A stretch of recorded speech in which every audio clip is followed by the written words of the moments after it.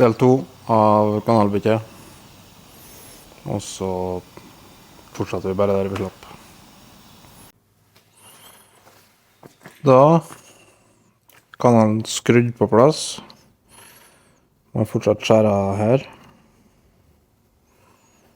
Og så det et lite 4 lags overlapp her nå. Jeg skal skjære til mer til den biten og litt rundt den. Sånn at de matcher perfekt der. Matcher fint oppi her. Og her nå så går den sølvfarga biten ned dit, så den må ta her. Da får jeg bytte den biten der. Den påskrudd, der mannen skal være. Og så skrudde jeg bare på hengsler som stod der. Skrudde av hengslene der. Og så skal jeg prøve å henge på der inn. Men jeg kan prøve å filme det. Det driver og løfter. Jeg setter frem en kamera. På et fornuftig vis.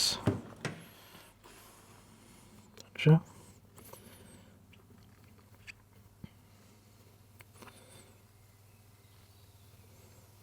Sånn da. Prøv da.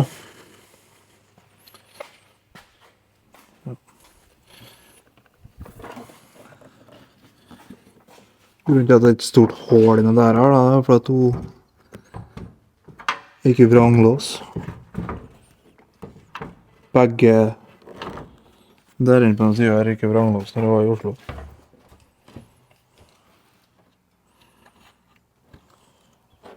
Da fikk hun ikke opp, med mindre jeg skal ha hål. Og siden den nye lell, så ble det hål.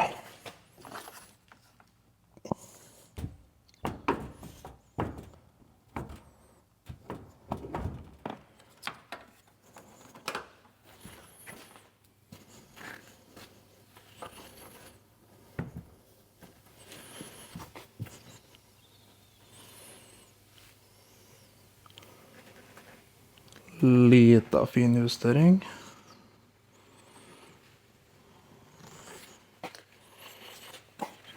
Tror ikke vi så langt unna.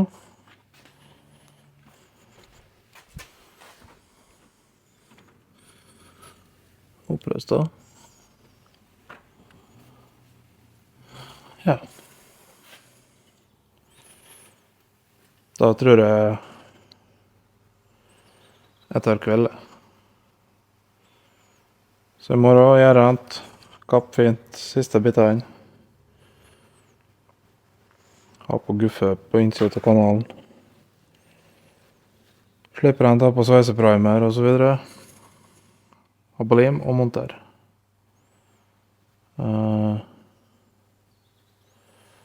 Og så sveis på den siste biten der. Nå ser du jo da hvorfor jeg må av med nykanalen går under.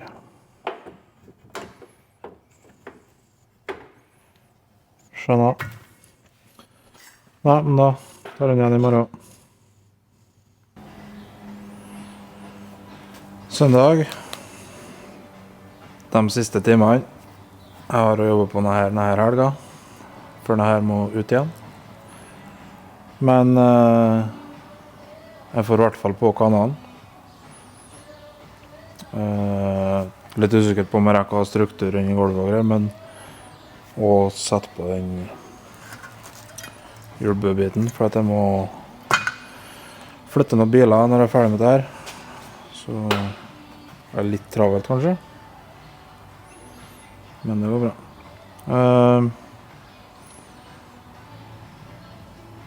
Siden sist klipp så har jeg finkappa her. Det ble litt glippe som plasser, men det går ganske bra. Får fylt dem fint. Her har vært litt stor glippe, men får sveiset av også. Her ble det ganske tight og fint. Må slippe litt i hjørnet her for å få på plass der. Det ellers passer fint. Døren passer fint. Så skal jeg skru til kanalen igjen, noen skjørbåndet skruer. Og så må jeg bytte den biten her. Lager bare en ny firkantig bit der. Hva skal jeg si? Så her kappa her de gjorde når den sto på nå, med vinkelslipper. Og den her. Med forholdsvis tynt blad. Jo tynnere blad, jo bedre. Jo tightere blir det, som regel. Så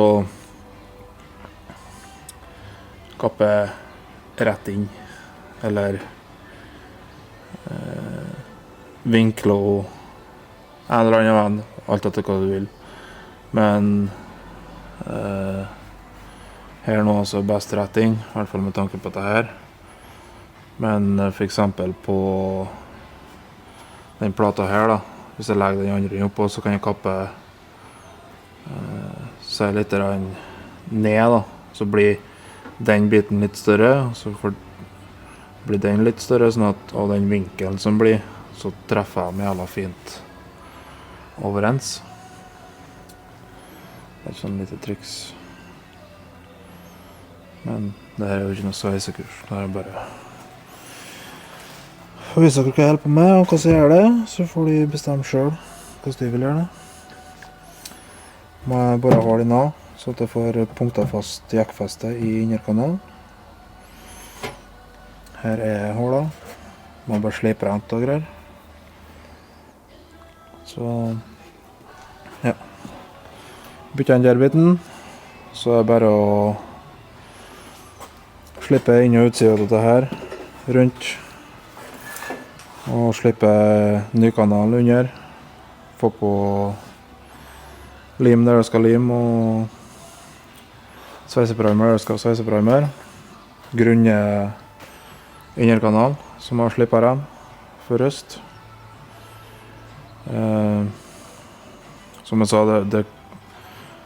jeg kunne sikkert ha byttet mer stål, for at det er litt grov, sånn pitting, eller hva du vil kalle det. Men det er bare en 318 foreløpig. Det var ikke planen at det skulle bli noen superstrøken bil. Den skulle bare bli grei.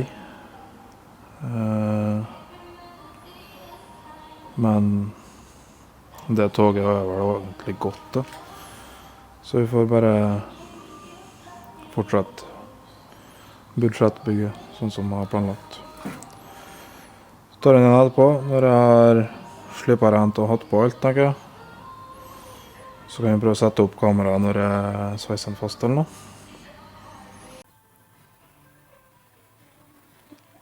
Sånn. Da hadde på røstmelk, så det fikk tørke mens jeg laget og sveiset den biten her.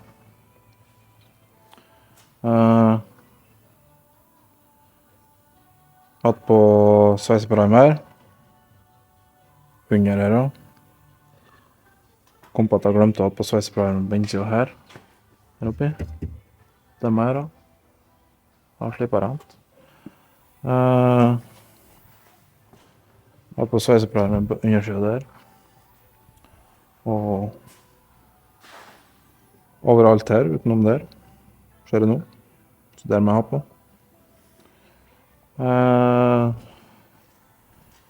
Hentet storsveiseren. For at den er eneste ting som kommer seg rundt. Så jeg får sveise over her. Ja. Da begynner det å bli klart. Skal jeg ha på sveiseprimer, og så noe lim. Karosserilim. Og så setter jeg opp kameraet på timelapse, tenker jeg at jeg sveiser den på. Ja. Klokka er snart 7. Jeg hadde tenkt jeg skulle være ferdig med dette her til 8, så jeg er ikke så veldig langt unna. Skulle gjerne ha gjort mer da. Skal ta en dag til. Men får nå i hvert fall på, og får på noe grunning der det er bart metall. Så for å se om jeg tar den inn i løpet av vekka og kan sveise på den her for eksempel. Enden på hjulbuen. Slippe sveisene som blir spaklet. Må jo gjøre en til her og greier, ha på struktur. Men når videoen her var om å få bytta en kanal her. Jeg tror den blir veldig lang, så jeg får bare henge i, så det blir ferdig.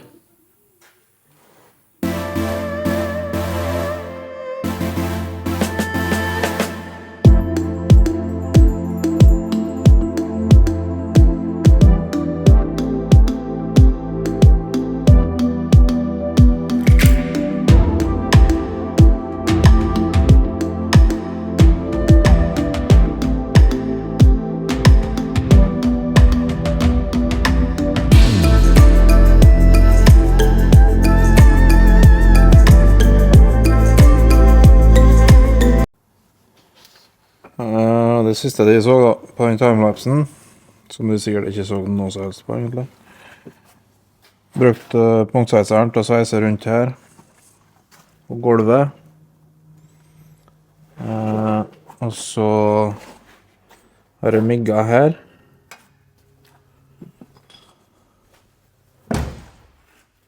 Og punkter der med migg. Nei, med punktsveiseren. Og så jeg har gjort det samme her. Og så her er litt lim, så den er klemt på plass. Så punktsveiser der, og så punktsveiser under. Og sveiser det her. Der. Jeg prøver på døren som skal på. Så her skal det være røstfri. De må justeres. Jeg må på med låskassa her. Og så på med pakninga, og så må jeg justere og skimse. Men i dag så har jeg ikke tid det mer. Så ja, det blir ikke i dag. Jeg skal se om jeg får gjort ferdig kanalgreiene her i løpet av uka. Ta til døren igjen, slippe sveisene og spakle dem, sett på hjulbuen, sett på den dingsen der, og bare gjør egentlig kanalen klar til grunning. Så avslutter jeg den videoen der. Og så får vi angripe, jeg vet ikke, på neste, men noe. Hjulbua kanskje, få plass til hjul. Jeg er litt usikker. Men jeg avslutter for i dag i hvert fall. Og så tar jeg den opp igjen på tirsdagen, tror jeg. Ja, tirsdagen. Så, ja. Et par dager for meg, et par sekunder for dere. Så er jeg på jakt, jeg er på vakt. Fortsatt etter da. Det er egentlig sent på tirsdagskveld nå. Skal være hjemme og lagt meg snart. Men jeg tenker jeg kan prøve å sette på den der. Bare sånn kjempefort. Da må jeg slippe den her litt. Ja. Slipper den til her som mulig å sveise. Slipper den til her og ha på sveisegrunning. Og så bare få den på plass. Der er den plass. Følger med på kamera, kanskje. Ja, der. Ish.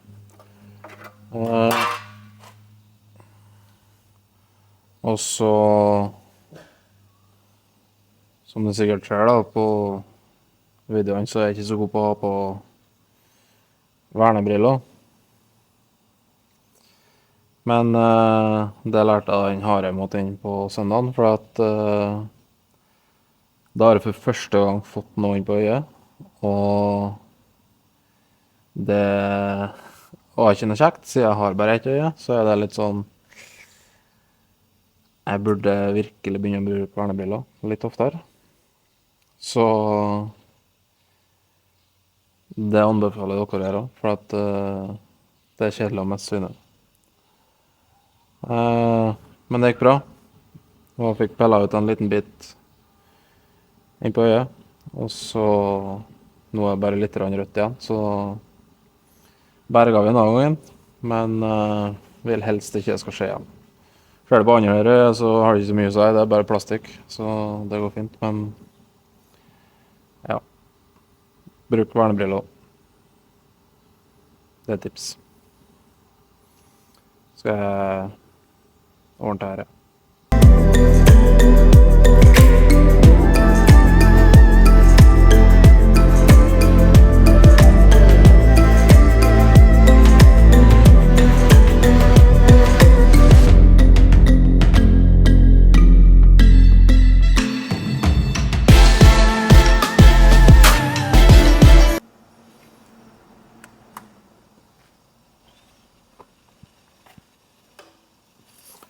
Sånn. Det var egentlig alt jeg rakk for i dag. Men jeg fikk på den der. Må selvfølgelig slippe sveisene ordentlig. Det og den hjulpebiten der, det tror jeg blir i morgen. Så får vi ta opp kameraet igjen da, se hvor langt vi kommer. Men da kommer jeg forhåpentligvis litt tidligere, så har mer enn en liten time på meg til å holde på. Så ja. Litt framgang er framgang det også, tenker jeg. Da har jeg fått bilen opp på hit igjen. Sveiser jeg på den her. Sånn fort å gjøre det. Egentlig alt ferdig sveiset, utenom de punktene på undersiden der. For at punktsveiseren ikke kommer så lenger inn hit, så er det noen punkt igjen her. Da må jeg bore, tar det unnafra. Så det skal jeg gjøre nå. Og da er det på med vernebriller og slipe sveiser, som er neste på lista.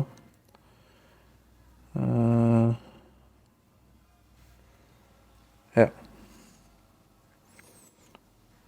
Tror det blir det.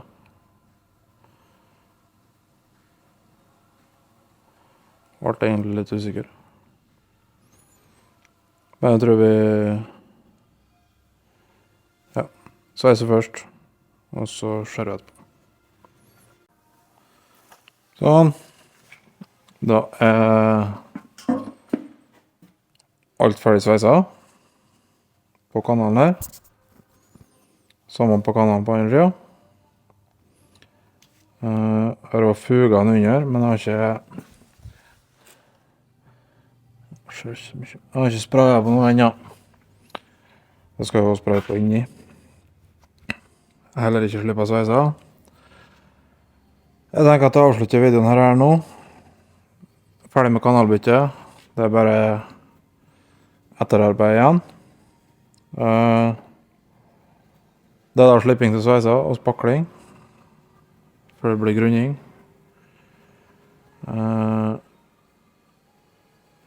Tror jeg at jeg skal prøve å demontere dørene. Justere til dem, mens spakler og alt. Dørene er bare huk på to, så hvis jeg trenger å spakle åpningene her eller noe, så er det bare å hive dem til. Men jeg kunne tenkt meg å grunne dører og karosseri egentlig ganske samtidig. Hjulbindet her har vært skadet. Her er et spakkel. Det er da ikke så kjempenøye nå, siden jeg skal på en brenning. Da skal det her bort likevel. Men jeg må jo ordne det nå. Det ble spaklet. Så det er litt røst. Jeg er litt skeptisk på det her. Jeg håper det ikke blir hål. Blir det hål, så må jeg ordne det også. Det tar jo noen timer. Ny bagasjelukke, så det er egentlig bare selve karosseriet og dørene jeg har lyst til å ordne nå. For at det er egentlig de eneste bitene med mye arbeid på. Bagasjelukka strøker igjen, bakfangeren er rimelig bra. Framfangeren er jo ikke mareritt da. Men neste video, slipping, spakling, grunning. Helst av alt. Kan det muligens hende at jeg får litt hjelp i helga. Ja. Så vil jeg bare få si takk egentlig til at så mange er tilbake på ballen så fort og setter pris på at jeg legger ut videoer igjen. Og egentlig over all forventning. Og ja, kjempegreier. Lik og abonner. For det er mange som ikke abonnerer også, men kikker.